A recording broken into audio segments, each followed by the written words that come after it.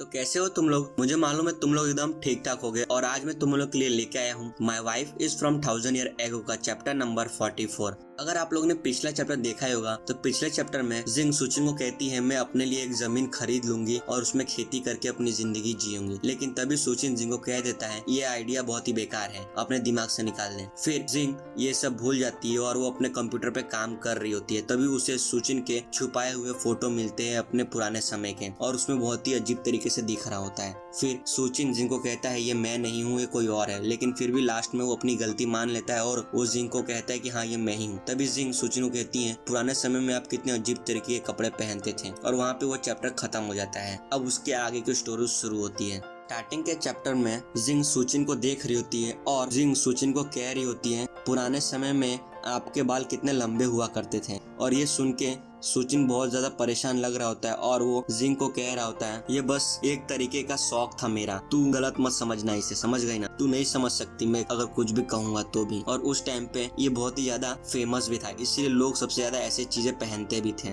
फिर हमें सुचिन को दिखाया जाता है सुचिन अपने पुराने समय में याद कर रहा होता है किस तरीके से लोग ने अजीब अजीब तरीके के बाल में कलर किए होते हैं, अजीब अजीब तरीके से सामान पहने होते हैं और वो अपने आप को शर्मिंदगी महसूस कर रहा होता है और अपने मन में कह रहा होता है अगर उस टाइम पे इतना पागल नहीं होता ना तो मेरे पापा आज मेरे को इस घर का भाड़ा देने के लिए मजबूर नहीं करते। फिर हमें सुचिन को दिखाया जाता है सुचिन अपने दरवाजे के पीछे छुपा होता है और सुचिन का पापा बाहर खड़ा होकर बिल लेके कह रहा होता है दरवाजा खोल, और बहुत ज्यादा गुस्से में लग रहा होता है और अपने मन में कह रहा होता है सुचिन मुझे हर महीने अपने पापा को पैसा देना पड़ता है, ये घर मेरे खुद के पापा की है और मैं खुद के पापा के घर में रह रहा हूँ और उसी का भाड़ा दे रहा हूँ। इसमें कोई सेंस ही नहीं बनता है कि ऐसा मेरे साथ ही क्यों हो रहा है। नेक्स्ट सीन में सुचिन जिंग को कहता है तू थोड़ा सा खसक उधर से, मैं तेरी मदद करता हूँ तेरा एक अकाउंट बनाने के लिए और ये अच्छा आइडिया नहीं है कि तू मेरा ही आईडी यूज करती रहे और उस आईडी पे तू अपने बहुत सारे फोटो भी अपलोड कर सकती है। जिस तरीके से तूने अभी केक की फोटो ली ना उस केक की फोटो को भी तू अपलोड कर सकती है और जब तक कि तेरे साथ कोई हादसा ना हो जाए तब तक वो फोटो उस जगह पे हमेशा रहेगी और तू उसे किसी भी दूसरे फोन से या कभी भी कहीं से भी उस फोटो को तू देख सकती है। नेक्स्ट सीन में हमें एक पेज दिखाया जाता है जिसमें रजिस्ट्रेशन पेज होता है और उसमें सुचिन सब कुछ बना रहा होता है और सुचिन जिंग को कह रहा होता है पासवर्ड के लिए मैं तेरा इंग्लिश में नाम लिख देता हूँ, तुझे तो मालूम है ना इंग्लिश में नाम किस तरीके से लिखा जाता है। अरे मुझे याद है कि तुझे तो इंग्लिश आता ही नहीं अभी। नेक्स्ट सीन में सुचिन जिंग को कह रहा होता है चल एक काम कर तू ये लिख दे ASDF, ये जो लाइन है ना ये लाइन को तुझे एक बार में पूरा प्रेस करते रहना है, समझ गई ना। नेक्स्ट सीन में सुचिन जिंग को दिखा रहा होता है कि किस बटन से किधर तक क्लिक करना है और जिंग ये सब ध्यान से देख रही होती है और जिंग सुचिन को कह रही होती है मैं समझ गई। नेक्स्ट सीन में सुचिन कह रहा होता है मुझे तेरे लिए एक अच्छा सा नाम ढूंढना होगा और वो नाम बहुत ही अच्छा होना चाहिए, रुक मैं ढूंढता हूँ, और बहुत ही स्टाइल से टाइप कर रहा होता है। नेक्स्ट सीन में सुचिन ने जिंग के लिए नाम रख लिया होता है, उसका नाम रखता है फ्लाई डांसर और कहता है चल हो गया, आज से तेरा नाम फ्लाई डांसर है ऑनलाइन के लिए, समझ गई ना। और तुझे ये नाम कैसा लग रहा है, अच्छा है ना। और ऐसा लगता है कि तू किसी और दुनिया में चली गई है मार्शल आर्ट के और उसमें तू अपना नाम छुपा रही है और इंटरनेट पे तुझे हमेशा अपना दूसरा नाम देना पड़ता है क्योंकि तू अपनी असली आइडेंटिटी छुपाएगी इस दुनिया से, समझ गई ना। नेक्स्ट सीन में सुचिन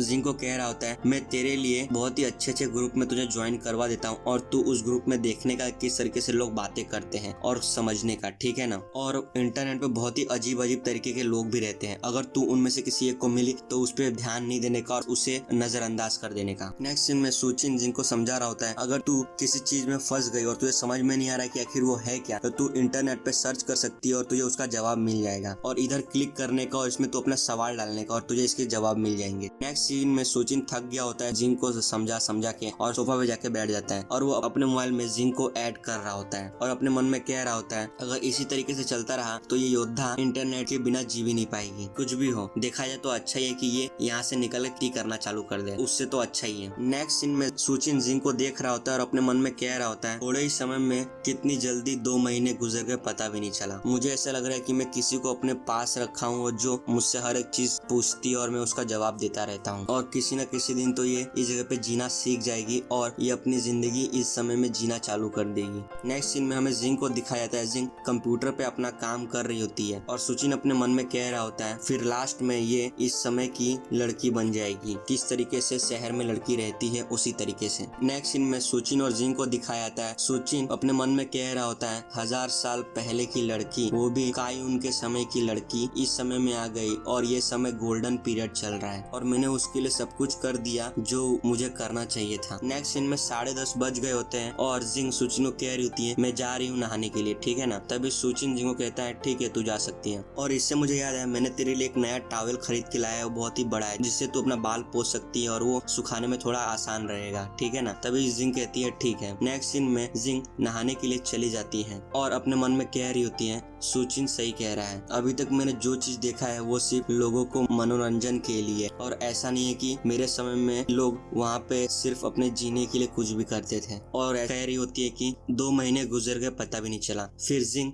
अपने आप को आईने में देख रही होती है और अपने मन में कह रही होती है और मैं खुद को देख के बता सकती हूँ कि मैं कितनी अलग दिख रही हूँ जब मैं इस समय में आई थी। नेक्स्ट में जिंग नहा के बाहर निकल रही होती है और सुचिन हेयर ड्रायर लेके वहाँ पे खड़ा होता है और सुचिन जिंग को कह रहा होता है चल इधर आ जा, मैं तेरे बाल सुखा देता हूँ, ठीक है ना, और मुझे नहाने भी जाना है। और अपने मन में कह रहा होता है जिंग की मैं मदद कर देता हूँ उसके बाल सुखाने में, नहीं तो फिर वो अपने बाल काटने के बारे में सोचेगी। अगर जब मैं उसकी मदद कर दूंगा तो उसे अपने बाल काटने के बारे में सोचना नहीं होगा और वो अपने बाल को हमेशा बड़ी रखेगी। नेक्स्ट सीन में सुचिन जिंग के बाल सुखा रहा होता है और जिंग सुचिन को कह रही होती है यंग मास्टर आपको भी अपने बाल लंबे करने के बारे में सोचना चाहिए, आप बहुत ही अच्छे दिखोगे लंबे बाल से, लेकिन जब तक आप अपने बाल को लाल कलर में नहीं करोगे तब तक बहुत ही अच्छे दिखोगे और मैं भी आपके बाल को सुखा सकती हूँ हेयर ड्रायर से। ये सुनने के बाद सुचिन थोड़ा परेशान लग रहा होता है और जिंग को कह रहा होता है चलेगा, मेरे अभी का हेयर स्टाइल एकदम अच्छा है और हम जैसे लोग को बहुत सारे ट्रेनिंग से गुजरना पड़ता है जिससे कि मेरा मेंटल स्टेट बहुत ज्यादा स्ट्रांग रहता है। नेक्स्ट सीन में जिंग शर्माते हुए सुचिन को कह रही होती है लेकिन आप ही हो जो बस मेरी मदद करते रहते हो। तभी सुचिन जिंग को कहता है इसमें कोई दिक्कत की बात नहीं है। नेक्स्ट सीन में सुचिन जिंग को कह रहा होता है ये बहुत ही आसान काम है और हेयर सैलून के अंदर ये हर दिन करते रहते हैं, तू इस बारे में चिंता मत कर। और सुचिन जिंग को कहता है एक दिन मैं तुझे हेयर सैलून में जरूर लेके जाऊंगा जहाँ पर तेरे बाल को एकदम अच्छे स्टाइल से कटवाऊंगा।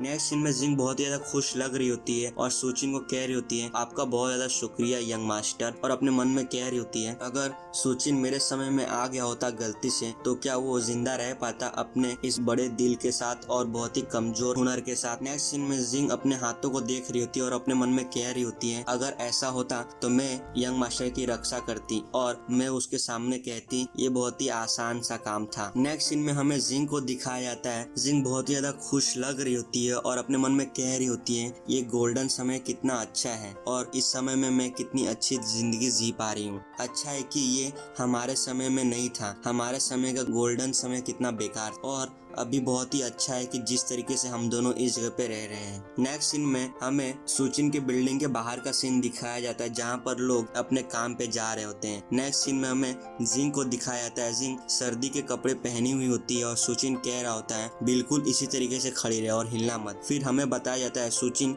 जिंग की फोटो खींच रहा होता है। नेक्स्ट सीन में सुचिन जिंग की फोटो खींच लिया होता है और अपने मोबाइल में देख रहा होता है और अपने मन में कह रहा होता है मुझे ऐसा लग रहा है कि ये कपड़े की शौकीन होने वाली है थोड़े दिनों में। नेक्स्ट सीन में सुचिन बाहर देख के कह रहा होता है बाहर देख, अगर तू खुद से बाहर निकलेगी तो तू ठंड के मारे मर जाएगी। और सुचिन अपने आप को स्टाइल से कह रहा होता है तू खुशकिस्मत है कि तेरा यंग मास्टर सब चीज के बारे में सोच के रखा है। नेक्स्ट सीन में सुचिन जिनको कहता है इससे मुझे याद आया क्या तुम लोग मार्शल आर्टिस्ट यूज करते हो ठंडी से बचने के लिए। ये सुनने के बाद जिंग कहती है हाँ हम लोग इस्तेमाल करते हैं और हम लोग तुम लोग से थोड़ा अच्छे से इस ठंडी को सहन कर सकते हैं। तभी सुचिन जिंग को कहता है लेकिन तेरे उस चप्पल को देख के ऐसा लगता है कि तेरे पैर तो ठंड के मारे जम जाते होंगे। ये सुनने के बाद जिंग को बहुत ही ज्यादा गुस्सा लग रहा होता है और सुचिन उसे देख के बहुत ज्यादा डर रहा होता है और कह रहा होता है गलती हो गई है, बहुत ज्यादा गुस्से में लग रही है। नेक्स्ट सीन में सुचिन अपने घर से बाहर निकल रहा होता है और जिंग को कह रहा होता है ठीक है मैं यहाँ से जा रहा हूँ, तू अपना खाना खुद से बना लेना अगर तुझे भूख लगी तो, और फ्रिज में अंडा टमाटर सब कुछ रखा हुआ है और तुझे मेरे लिए खाना बनाने की जरूरत नहीं है, ठीक है ना, चल अभी मैं जा रहा हूँ, बाय। और फिर नेक्स्ट सीन में सुचिन अपने घर का दरवाजा बंद करके चला जाता है। फिर हमें दिखाया जाता है सुचिन कहीं पे जा रहा होता है और अपने मन में कह रहा होता है अभी नवंबर भी चला गया और मैंने अभी तक अपने पापा को घर का भाड़ा भी नहीं दिया। मैं सोच रहा था कि अपने पापा को घर का भाड़ा ट्रांसफर कर दूं, लेकिन उन लोगों ने मेरा घर का भाड़ा थोड़ा कम कर दिया था पिछले महीने, इसीलिए अच्छा हुआ कि मैं खुद से घर पे जाके पापा को भाड़ा दे दूं, वरना वो लोग मेरे घर पे पहुंच के नाटक करना चालू कर देंगे। जिंग के साथ रहने में, जिंग को रखने में और यहाँ तक कि मेरा मन एकदम साफ है तो भी लोग को नहीं मालूम कि हमारे बीच में चल क्या रहा है और वो लोग हर बार गलत चीज समझ लेते हैं। एक अकेला आदमी और एक अकेली औरत एक साथ एक छत छत के नीचे रह रहे हैं और वो लोग पूरे दिन एक साथ क्या करते हैं क्या मालूम, तो इसे दूसरे लोग प्यार ही समझेंगे और क्या। और फिर हमें सुचिन की बिल्ली को दिखाया जाता है और सुचिन अपने मन में कह रहा होता है, यहाँ तक कि वो पागल बिल्ली भी इस बात पे भरोसा कर लेगी। फिर उसकी बिल्ली देखती है कि मुझे कोई याद कर रहा है। फिर यहाँ पर ये चैप्टर खत्म हो जाता है। अगर आप लोग इस चैनल पे नए हैं तो चैनल को सब्सक्राइब करना बिल्कुल मत भूलना और साथ ही बेल आइकन दबा देना। जब भी मैं अगला एपिसोड अपलोड करूंगा तो आपको सीधा नोटिफिकेशन मिल जाएगा। अब हम लोग आपको अगली बार मिलेंगे my wife is from 1000 year ago का चैप्टर नंबर 45 में। तब तक के लिए टाटा और बाय बाय।